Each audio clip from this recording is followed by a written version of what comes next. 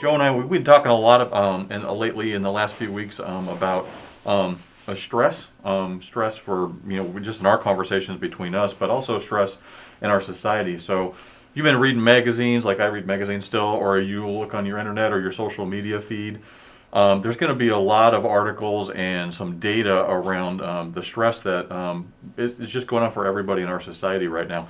I've seen the last statistics I looked at were 70% of people have felt a pretty high level of stress around either their job or the coronavirus itself, with loss of a job, loss of hours, worry about the future, the near coming future, and then also you have the added stress of I've got my kids at home with me while I'm working from home, and I'm supposed to help teach them, or I'm trying to keep them online. So there's been a lot of stress. And even the most stable homes are Yes. are running into this. It isn't just the people who are facing unemployment. Right. It's we're seeing those statistics with people who are fully employed and still running into the unknown in many aspects. Yes.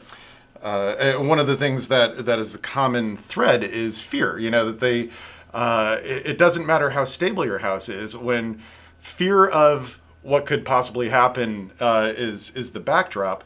It does have a stress effect. Yes, and even if you really mentioned if you haven't lost your income, for most of us who haven't lost income, the way we do our jobs has changed drastically. Right. So I used to go to work and do my job this way, and I've been doing it for 10 or 15 or 20 or 30 years.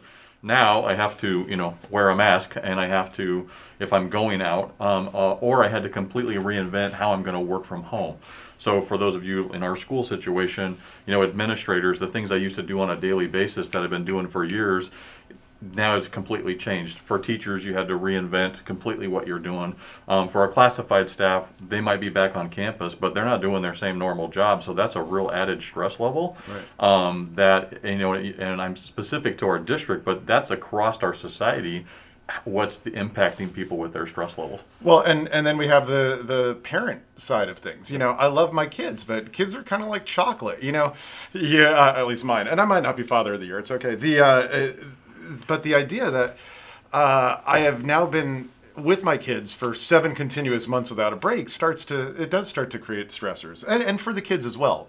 It does. It does, and I think kids are just like the adults. There are some kids, they're introverted kid who might be, they love it, and there's some adults who I know who really like working from home. But for certain kids, that's going to be an extra stress, so they start driving you even more crazy, and you are already a little bit stir crazy with the situation. So it does tend to, that's another stress thing that we're talking about, the stress of the home. How can I get a break from each other that we can do some healthy things? So this isn't bad news, though. The point is, and the term that you would use for it professionally would be adjustment disorder. Yeah.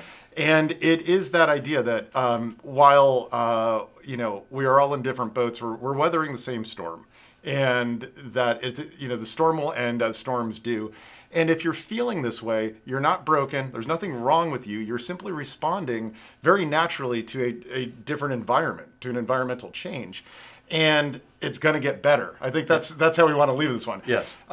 You might not be able to see it right now, but you are going to feel better. Your family's going to do better. Life will return to normal, despite what the alarmist social media clickbait ads are telling you.